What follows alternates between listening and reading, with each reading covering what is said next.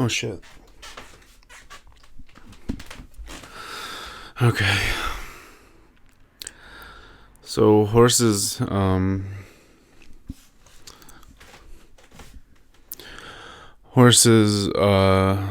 part 6, the finale, is coming out in a few days. And so, as per usual, I'm going to make a commentary about Horses. And as per usual, I like to make, announcements or just connect with the fans right before these commentaries. So there's just only really one thing I wanted to touch on. And it's pretty important. As you know, for the past 4 years, Josh, the executive producer of Whorses, has been missing. And we haven't found him. I think I've tried everything at this point. I've gone searching myself. I filed reports to the police. I've asked you guys. I've made missing posters. I don't know. You have to call it quits at some point. At some point, you have to accept that the missing person is probably dead. No, I don't want to do this. I didn't do this easily, but the case to find Josh has been closed. There's been just no evidence. For 4 years, no leads, nothing. I called the detectives working on the case. I told them, just call it off. Just call it off. It's been, 4 years. And we found nothing. I don't like doing this, but Josh is dead. He's got to be. There's no way. Detectives say usually it takes within the first 48 hours, if they don't find him, there's a good chance they're dead. And it's been 4 years, so it's been a little more than 48 hours. Oh, there's a draft. Hang on. Sorry, it was pretty cold. But yeah. We're going to host a funeral for Josh at some point. We don't know when yet. There's no date. But yeah. The rest of Whorses has to be executively produced without him. I really never thought this day would come. I thought we would definitely find him. We've had the best team money can buy working on him. But you just gotta say goodbye sometimes. And I hate to do it, but goodbye, Josh. You've done more than you could ever know for this community, for the Whorses fan base. And we thank you. So, without further ado, in memory of Josh, here is the commentary for Whorses Part 5. Hey, what's up, everybody? You ready for another part of Whorses coming in just a few days? I'm sure you are, and if you're not, get ready because it's coming. So today, I'm going to give you my director's commentary on Whorses Part 5, Betrayal. I think we should just jump into it. You know what? I didn't put in headphones, so you know what? I'm going to put in headphones. 1 second. No, I can't edit this out later. This has to be done live. Alrighty. Let us begin. I don't even know if anyone even picked up on this, but yes, this is a Simpsons reference. It is pretty hard to catch, but I swear to God, this is a pretty much direct parody of the Simpsons intro. If you watch them side by side, you'll be like, wow, did he just copy and paste the intro? It is kind of hard to see on your first watch through, though, but once you do see it, you're like, oh, it's one of those things you can't unsee something. So yeah, as you can see, that's, Whorses as Bart. And, that's, no, not Bart, as Homer, I meant. and then SW takes the sign away like Bart does in the first opening. And that's Maggie and that's Marge. That's Lisa. I think once you really think about it, you can put together. And I just really wanted to replicate an iconic opening for an iconic series. Oopsies. YouTube does that now, my bad. So now we get into the meat and potatoes. Not even the meat and potatoes, we're in the appetizer right now. We're wet in your mouth. You're going like, oh no, we're actually doing this is like an appetizer. So yesterday you had tacos for your main course, and today we're giving you like little nachos for your appetizer. So it makes you think about the delicious meal you had yesterday. But it's a little different. It's a little more packaged down. A nacho is kind of like a packaged down taco if you really think about it, and that's what I'm trying to portray here. And I hope everyone gets that. It seems pretty straightforward to me, but I don't know. The fans can be kind of crazy sometimes. They're pretty wild, with all the things they say and such. And you know how it is. So it kind of seems a little pointless to commentate on the previously on, because like I said, it's that nacho from last time. You remember the taste, your mouth waters all about it and shit like that. So you know how it is. I think I explained myself very well. I can't even. Wow, I'm gonna have to relive this. Roger's death. I'm tearing up just thinking about it, bro. Oh my god. I should have brought tissues. I fucked up. You'd think this is my 5th commentary. I would have brought tissues, but no. Sometimes you just don't learn. Okay, I'm closing my eyes. I can't deal with this. I'm in an emotional state right now. And if I watch this, I just might break down. This could be the straw that breaks the Vincal back. It just could be. You never know. You know how it is, bro. Me and horses. I'm just so emotionally attached to these 4-legged fiends / friends. I guess most of the 4-legged fiends don't even really got legs. Like, none of the demons got any legs, and the one you think that would have legs in Buer, them be tentacles, bro. So okay, and now, wow, I can't even look, bro. Okay, I'm gonna do some breathing exercises that helps me get settled in. Okay, I'm settled in and I can deal with Dog's death now. I can't believe Dog died, or did he? Dun dun dun. And actually, I should wait till we get there. But you get that beautiful shot of horses with a beard. You saw that in the last one, but now oh, okay, it's happening right here. Because before it was kind of like placed in randomly. But it was a foreshadowing to this scene right here. And you finally get Horses' first line, besides Tornado, in a long freaking time. So I know fans were just roaring when they were like, "Ah, Horses is speaking." And he's reuniting. It's such a touching moment. It really is. Because, in the last episode, every other character got to reunite. Or most every other character got to reunite. But now, finally, the main character, Horses, gets to reunite with everyone else. And then you're like, what the fuck? Because you're like, that's right. They never talked about his death. So this is where the entire audience gasped. And now they're on the edge of their seats while his cigarette smoke goes up. And they're all anticipating, oh my god, what finna gonna happen? That's what they all said as in unison. It was crazy. You should have been there. And people are sweating, people are crying. And okay, so I'm going to talk about my decision to make SW evil. So, as you know, this was all planned out from the very beginning. Not a single thing wasn't planned before the first part was made, even started, being animated and such. So, I got to this point and I'm like, okay, how do I keep the story going? Because at this point I knew it was going to get wrapped up in the next part. Like, I could sense I just need to start tying some loose ends together and such. So, I just needed to get that extra hurdle for Horses to jump through. And I was thinking, oh my god, what would be a better hurdle than one of his old close friends, SW, turning on him out of nowhere? It's kind of poetic because, Horses is now getting a taste for his own medicine.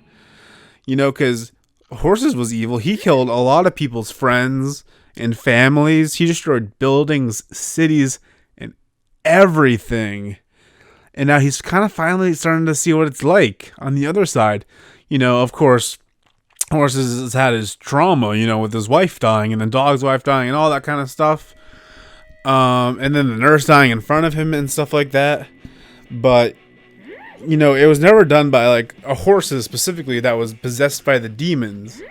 So this is a unique death in that sense, because Horses is finally, kind of getting, I don't want to say the revenge, but, he's getting a taste of his own medicine. Of course, he couldn't help it, so he's always been a good Horses, but now he truly knows the damage he has caused. So it's not only a hurdle, but it's an emotional test in a way. And of course, that's why Bartholomew is kind of thrown in this mix too. He kind of fills the void of SW for Horses, and Dog in a sense. They're not in the same par by any means, but we can just switch Dog for Bartholomew.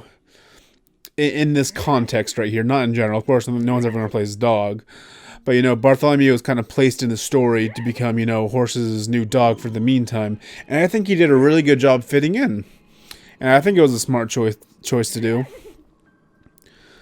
So yeah, now you finally, well, I don't know about finally, since, it just started, but you get to see, SW's interactions with the demons, because that's one thing you never quite saw with Horses and the demons. They never had much of an interaction, like, a face-to-face talk.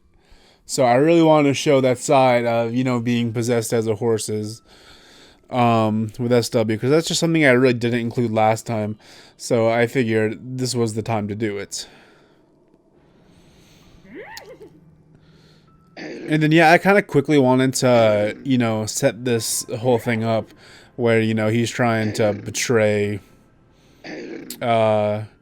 the Demon King, and you can see during this he's not really nice to SW, so he's still kind of evil. He's kind of an anti-hero at this point, but you kind of want to root for him, because you're like, whoa, he isn't conforming. He's not going along with Bewer's evil agenda. He's stepping up. So most people kind of warmed up to him, and I really wanted to give the demon backstory here, because like I said, I knew this was coming to the end. I want to just give a little more context on these three powerhouses in the series. These three unnamed characters that have been in since the movie. A lot of tension's been building up, and I'm just trying to make that build up even bigger, bro. I held nothing back. This entire thing, nothing was held back. People think, they're like, did you hold that back? I'm like, no, I didn't hold it back, and I held nothing back. I said that a couple times at least. So yeah, that's just my take on what I just said, of course. and you get SW's moral dilemma, like, do I help the enemy? But the enemy is my friend, because he's the enemy of my enemy. So yeah, and then of course I added Socks in as the other replacement for SW, so you can kind of replace Dog with Bartholomew and Socks with SW. And I think the way I did it was pretty genius, because Bart is more like Dog. He's kind of laid back, go with the flow, but hey, you need help? I'll help you out. And Socks is a little off-putting at first. It takes a minute to warm up to Socks, just like SW. It took Dog like a good while to warm up to SW, and Socks, he's pretty closed off until you mention how beautiful those fucking socks are. And then he's like, yo, alright, you're cool. We're cool. Yeah, we're friends now. So, I really wanted to, just get that replacement in there, because... And, of course, I didn't just want to replace him to replace him. I, give him purpose, too, because, Dog's dead. Dog played his role. SW is evil. He played his role, and he's still kind of playing his role. But, I'm not just trying to make clones of them. I'm not just trying to make a Dog clone and Bart and a SW clone and Socks. I made two completely different characters, but I just want to have enough similarities in where people can kind of piece together, oh, this is his new gang. And, at this point in the story, they don't know that Whorses is going to end in the next episode. So, you're kind of warming up to these characters. You're kind of thinking, oh, is Bart going to be the new Dog in the next, 10 parts or something like that? Is Socks going to be the new SW?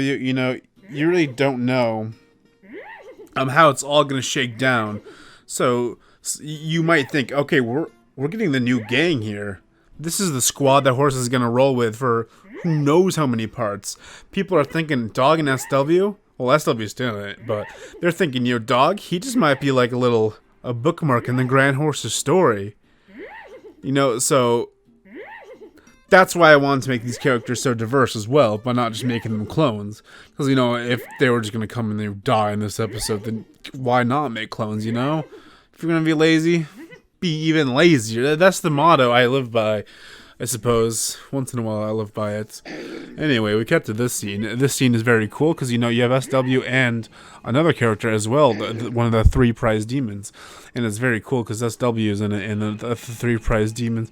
Now, you might be wondering, why didn't his smoke rise there? I got bored with doing that. So, it just doesn't happen sometimes. Oh, yeah, they're going to the necromancer. Man, people, I wasn't really reading, honestly. I was looking at the ceiling. But yeah, and then you're like, whoa, who's this friendly fellow? And of course, you need a Roger 2. Roger 2 was mostly introduced to, feed the information about how Roger needs to be resurrected. That's basically his big role and why he was in it. But yeah, they're going to the necromancer. Who do you think Whorses is gonna resurrect? I know who he resurrects, but even if you've already seen it, comment down below your original guess. Also, comment your favorite color. Comment what you like on your spaghetti. What was your mother's maiden name? How many chickens have you eaten total in your lifetime? Like, if you had to guess, how many entire chickens have you ate? If you put the meat together of all the chicken you've eaten, and I'm not talking like, okay, you've only eaten 4 drumsticks, so you can only have eaten 4 chickens. No, like, if you've eaten more breast meat from chicken, you can replace the breast meat with, like, the drumsticks, that you haven't eaten. So, in just total, like, pounds, how many chickens do you think you've eaten in your life? Because, if you've eaten 5 pounds of chickens, and let's just say a chicken is a pound, you've eaten 5 chickens. So kind of do the math like that and comment that down below, and the other things I said as well. And wowie, yeah, now this is the grand fight scene of Roger 2. Very crazy, and this is where most people were fearful. They were fearful of Roger 2's great power. They're like, holy shit, he did that so quick, but he died, Roger 2 just doesn't know his own strength. He's so strong, he's so cool, he's so muscular, he's so pretty. Honestly, I was pretty sad to kill off Roger 2 because I just love his design. It's very good. He has a very good design, and don't you forget it. But I had to kill him off. He wasn't meant to last forever. Or was he? You'll find out later. Ha ha ha ha ha. I almost just choked on my own spit. Wow, oh my god, my nose. I don't know what the fuck just happened. Yeah, fucking, oh, my headphone fell out. Fucking callback, motherfucker. How many people genuinely thought Demonic's dad was gonna be in this again? I really didn't want to mention him in the last part. Yeah, he was in the movie, of course, but I really didn't want to mention him in the last part. Was he in the movie? Am I dumb? No, he wasn't in the movie. He was mentioned. Oh, his picture was in the movie. That's right. Yeah, so I really wanted him. The fans. He was in the movie. Yeah, that's what Demonic's backstory was. That's right. So yeah, I really want people to forget about him in part 4, so when they see him in part 5, they're like, yo! Whoa! He's back! Holy shit! And I knew I was going to use him for this in the beginning. Since the beginning, since I thought of him in SW, I really wanted to give SW, a sign. I mean, to show the fans that SW isn't a pushover, first of all, which you kind of already knew that. But he's truly fighting on the good side. He's leaving no man unhelped. So he's gonna help this man. This is a My Chemical Romance reference. I don't know if you caught that. I was gonna just play the real song, but the licenses fell through before I could totally get it. And yeah, I mean, every other character, mostly, most characters that remained alive for like more than a single episode, they get a backstory. Dog and Whorses, they grew up a normal average life, and they got married, then his wife died. That's his whole backstory. His backstory mostly plays out in the first 2 parts. Chakalaka, I guess he doesn't have much of a backstory, but he's just a tribesman. He's for his tribe. And I like to keep Chakalaka as a mysterious figure, so I didn't really delve too deep in that. Demonic, you got his entire backstory, and I figured it's time for SW's entire backstory. Now, I will say this: In the movie, Demonic got his entire backstory. Demonic died at the end. SW is getting his entire backstory right here. Who's to say he's not going to die at the end of Whorses? Just putting that in your heads, you know? If I'm about, you know, doing things like that, you know, making it so, oh, I did this once, let me do it again. You know, maybe I'm like that. Maybe I'm not. I don't fucking know.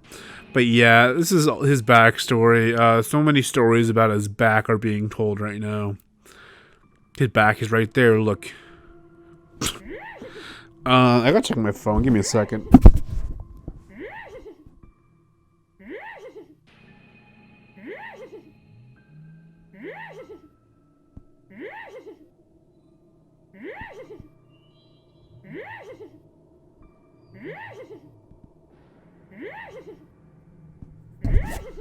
Some person, oh my god, my headphone keeps falling out. It's as if I'm laying in a very weird position.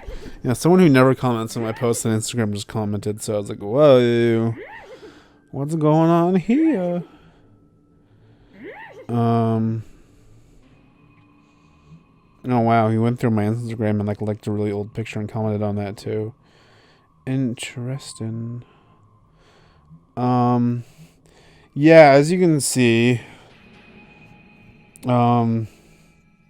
his dad's mean, his mom nice. That's what's happening right now. That's his backstory. Dad mean, mom nice. But I not only got you dad backstory for SW, I got you dad backstory for Flower, which I was very impressed with myself for even thinking about mentioning that. Because most people think Flower, he just Flower, who cares? No, Flower person. Flower own character. Flower a big personality. Flower merch coming soon, April 2nd. Mark your calendars, check your P.O. boxes right now. Bro, I'd make Whorses merch, but, you know, people gotta buy that shit. So if you want that Whorses merch, you gotta buy that shit. And tell people to buy that shit. Then I'll make the Whorses merch so people can buy that shit. Otherwise, I ain't making that Whorses merch. Tell your friends about Whorses. If you made it this far, and you know, you're probably already a fucking dedicated fan. I don't need to tell you what to do. Yeah, now they die. They die because of the dad's stupid mistakes. So, you know, that only fuels SW's emo-ness. And you can see why he's emo. You know, I really wanted to include him. You know, not just a tragic backstory, you know, like his dad dying. Wow, the two really in-depth backstories in Whorses are fucking depressed. You know, the first one, the dad's forced to play basketball for a lifetime and just doesn't take care of his son. And the second one, oh yeah, by the way, I thought it was really cute how he's like, got me job at drive-through. I thought it was cute.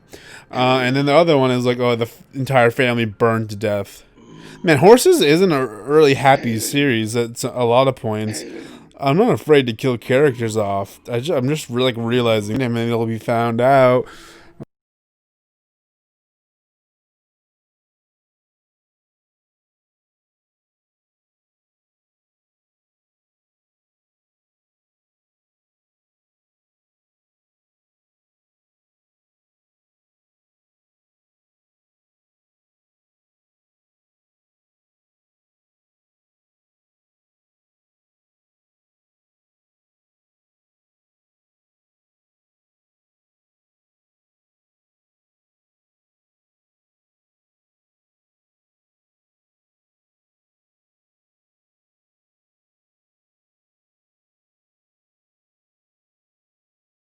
Oh my god. What kind of pizza toppings do you like? You guys ever been to Walmart? You guys ever been to Walmart? That was Ray William. Shut up. That was Ray William Johnson saying, "You guys ever been to Walmart?"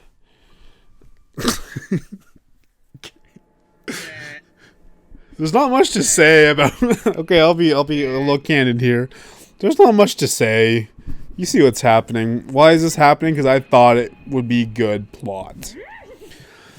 Oh, I really fucking like this part.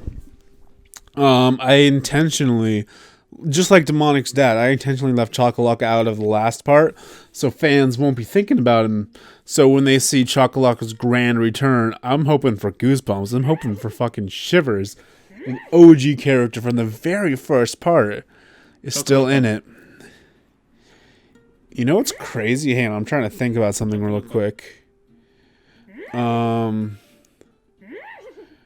Yeah, in the first part, the only characters were Demonic. Okay, never mind. I was gonna say I thought Dog was the first character to die out of the ones in the first part, but yeah, that was Demonic. And then Whorses. And then who knows what's gonna happen? I don't know what's gonna happen. Yeah. Oh, yeah, I actually planned this. I didn't just realize this. Just kind of like Whorses and Dog, whose backstories kind of play out through the first two parts. So did Chocolata's. Chocolata's backstory is what you see. You know, he was just a humble Indian, you know, tending to his, almost said farm, tending to his tribe. And then, you know, he meets Dog and Whorses, and that's when his life gets turned upside down. Yeah, I mean, that's when Whorses and Dog's life get turned upside down, if you know what I mean. Because they're upside down on top of the fire. So yeah, I hope everyone accepts Chocolate as a good guy now. He was a pretty popular character, so I don't think anyone's having a big problem, you know, with Chocolate joining the gang. Yeah, and then you get to see. Oh yeah, I forgot you talked about his soda money. Yeah, I thought that was pretty funny. I was like, let me give this guy some personality. He likes soda, and then yeah, there's his fucking soda. I fucking love the Necromancer. He's one of my favorite characters. And yes, he's in a separate screen just because his neck's big. And I just didn't want to, you know, make them all just in one screen. It'll look pretty forced. So he's not giant. He's a regular sized horse. He has a pretty long neck. He's a really long horse, but, you know, he's not like giant like he kind of seems by being in his own screen. So yeah, mango smoothie, very important key. You know, it puts another dilemma in Whorses' goal, because he's like, damn, do I get a mango smoothie or do I just, you know, get that friend back? You know, it just adds another layer of duplicity that you wouldn't expect. And yeah, I was trying to think, like, who do we bring back? Because this is a big fucking opportunity. You know, I could bring back Demonic if I wanted to. You know, so many other characters. I had many choices to pick from, and I decided Nurse because, you know, it makes sense. You know, maybe Nurse can heal his dead friends, even though she's not a necromancer, and the only way to do that is through power. But Nurse knows how to do it a little bit with Lollipoppy energy, and luckily she died with a few Lollipoppies on her. So, you know, these aren't like living Lollipoppies either. So if she wanted to bring back the entire race with those, she just could. You know, that's not that simple. You know how that is. You know how it is. Yeah, now the dad's part of their gang. So, yeah, and then she brings him back. Crazy, right? Who knew? Only temporary, though. You know. So, you know, I think it is an epic win to bring Nurse back, because, you know, you're bringing a character back. And then you're bringing 3 other characters back temporarily. Blah. Oh, Socks, that silly line. I love that line. Very good. Socks is the best character. So yeah, you're kind of getting 4 characters for the price of 1. Of course, 3 of them, who knows how long they'll last. Who knows what's going to happen with them. But you also get Nurse permanently, so that's good shit. Hopefully, you know, they don't die in the next part. You know, hopefully they find a way to bring back the 3 deadies. But who knows? Maybe they will, maybe they won't. I don't know. Maybe Dog will eat a cookie and then be like, that cookie gives me power. And he lives. I don't know what's going to happen. Just kidding, I do. And of course, yes, they meet up and then they become friends quickly because, you know, they got that chemistry. They got that connection. They got that Amazon Prime 2-day free delivery. And they bond about that. That's like the key thing they bond about off screen is their Amazon Prime accounts. They don't talk about a lot of different things, but that is one of the things. And then I forgot this is gonna happen. Yeah, and then you see that Bjor's onto them in the previous scene. So you're like, ooh, Bjor suspects something's up. What's gonna happen? And then yes, I wanted to dedicate time to this because it's very important. And, I don't want to make this scene 10 hours long because after the shower scene, I kind of want people to think, oh my god, this is gonna be another half an hour. So with Bart eating grass, I did it again. And then the shaving, I want people to be like, oh my god, this is going to happen fucking forever, isn't it?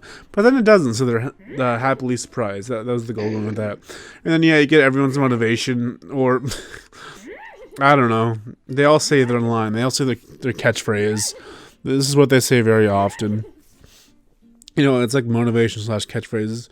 So, like, wow, they're at the Demon Town entrance. Oh my god, no! Viewers there, no, we want them to advance. That's what everyone says. They're like, no, advance my horses. Don't get stuck here. Beware bad. That's what all the fans said while I was there.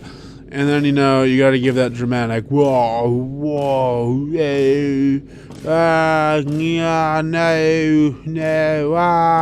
no, to be continued, bye. Oh, bye. That's how it ends. I'm leaving this. I forgot I did that. Commentary over. Bye.